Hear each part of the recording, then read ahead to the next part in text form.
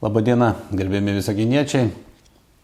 Apie šią savaitę pasakojant turiu pasakyti, kad buvau išvykęs, buvau komandiruoti Estijoje, kur buvo Pasaulio banko organizuota konferencija, susitikimas, siekiant aptarti regioninės problemas, siekiant apsvarstyti, kokios priemonės galėtų būti tinkamos dėl to, kad regionus pakelti, ekonomiką pačią kelti.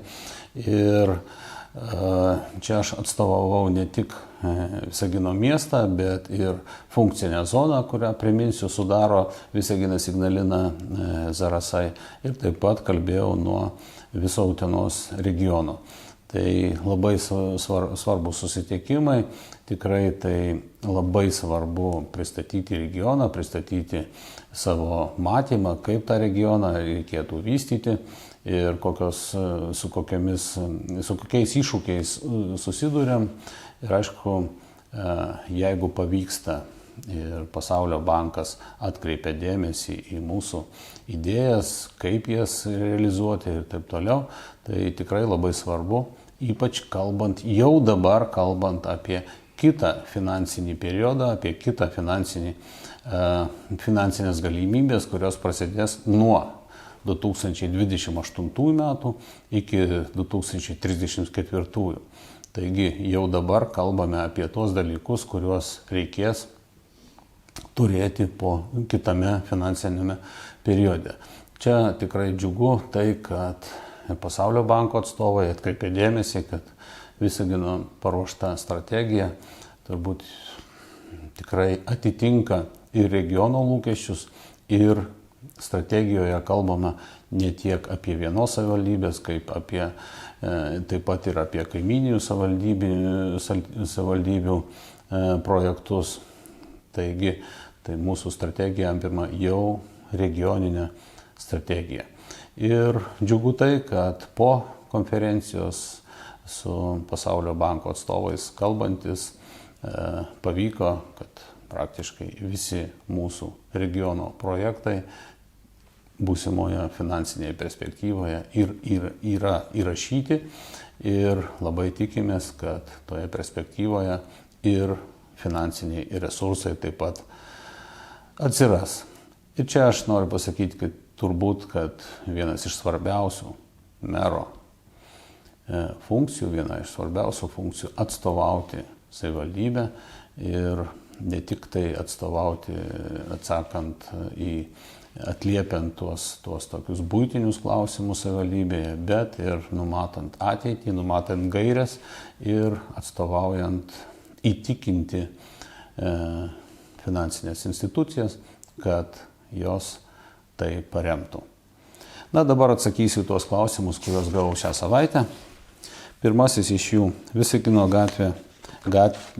gatvėje namų 19-25 kieme remontuojama važiuojamojo kelio dalis. Kodėl kiemas neplatinamas, to jau seniai reikėjo. Taip, iš tikrųjų yra daug kiemų, kuriems reikia praplatinimo, kuriems reikia rekonstrukcijos, tačiau visada žiūrime iš finansinių galimybių, iš strateginių plėtros planų galimybių. Taigi šito kiemo gatvės bus remontuotos, atnaujinta asfalto danga, tačiau kol kas nenumatyta pagrindinė rekonstrukcija. Pagrindinė rekonstrukcija reikia ir kitų jau projektavimo dokumentų lygio ir, aišku, finansų visai kitokių, tačiau nebejoju tuo, kad prieis eilė ir prie šito kiemo. Ar tiesa, kad netrukus vidaus ligų gydytojai negalės praktikuoti, nebent jie persikvalifikuos į šeimos gydytoją?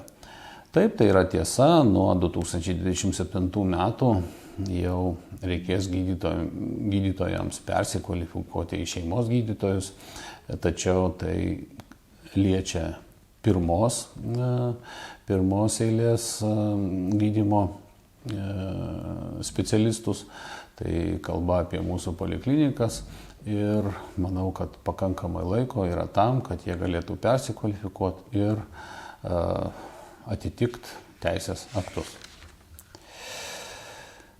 Nebaigtas statyti pastatas šalia Norfos parduotuvės. Taikos prospekte jau kurį laiką parduodamas. Ar savivaldybė negalėtų jį nupirkti ir nugriauti?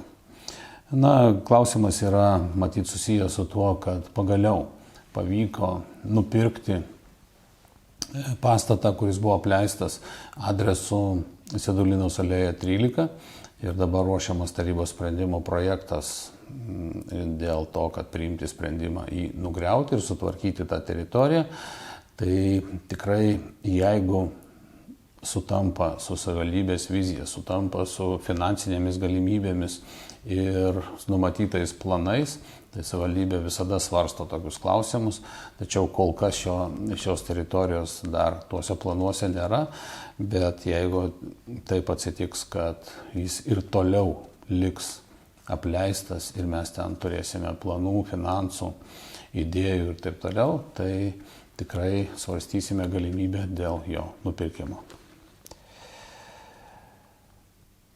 Ką gyventojams duos UAB Visagino energija kogeneracinė katilinė? Kodėl jos statyba pabrango ir kodėl už ją turėtų mokėti gyventojai? Aš manau, kad į tokį tikrai labai imlų klausimą dabar atsakinėti nėra prasmės, dėl to, kad jau šią savaitę savaitinėme laikraštyje labai detaliai yra išdėstyta informacija, dėl ko pabrango, kam jinai reikalinga ir taip toliau. Ir tikiuosi galėsite perskaityti ir suprasti, tačiau noriu dar ir dar kartą pabrėžti tas melagingas naujienas, kada kalbama, kad čia gyventojai turės susimokėti, tai yra tikrai netiesa ir gyventojams tarifas nuo to niekaip nedidės. Kodėl pensininkams buvo panaikinta lengvata už grupinį pirties lankymą? Už grupinį pirties lankymą buvo panaikinta lengvata, bet ne pensininkams, o tiesiog už pačias grupių lankymus.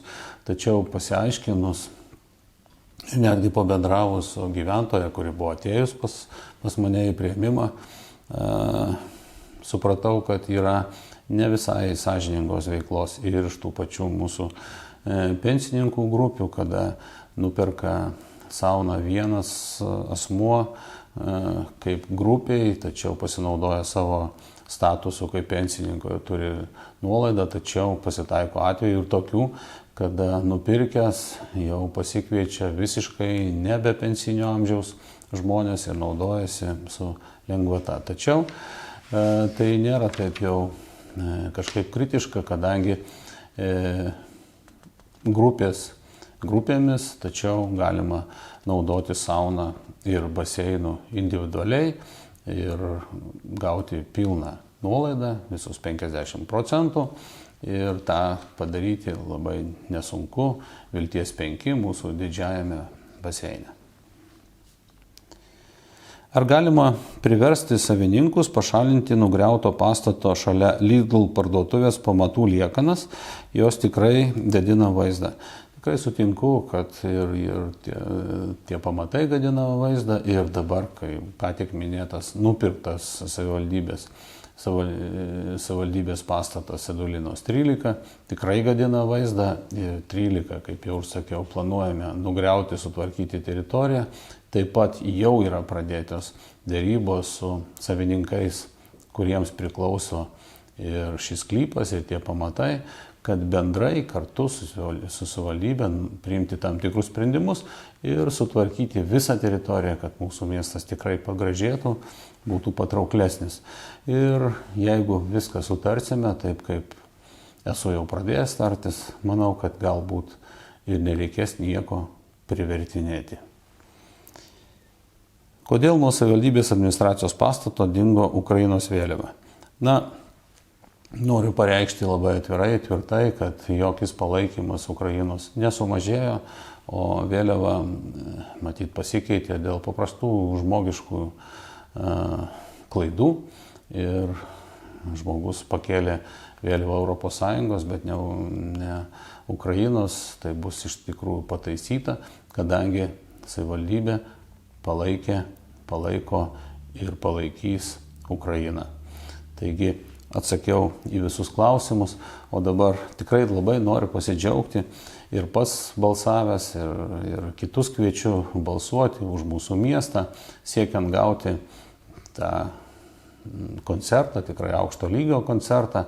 Ir kada pamatai skaičius, kad virš 200 000 visaginiečių balsuoja už savo miestą, kad tas koncertas atvyktų pas mus, tikrai pradedi džiaugtis, kokie galime būti vieningi, kaip galime mylėti miestą. Taigi neatsipalaiduokime, dar balsavimas tęsiasi, balsuokite patys, kvieskite draugus, pažįstamus ir net jeigu ir nelaimėsim. Tačiau tokie skaičiai įrodo, kad kada reikia, kada norime, galime apsijungti ir parodyti, kokie esame vieningi, kaip mylime visą mūsų Visaginą. Taigi, jeigu tokie būsime, viskas bus gerai.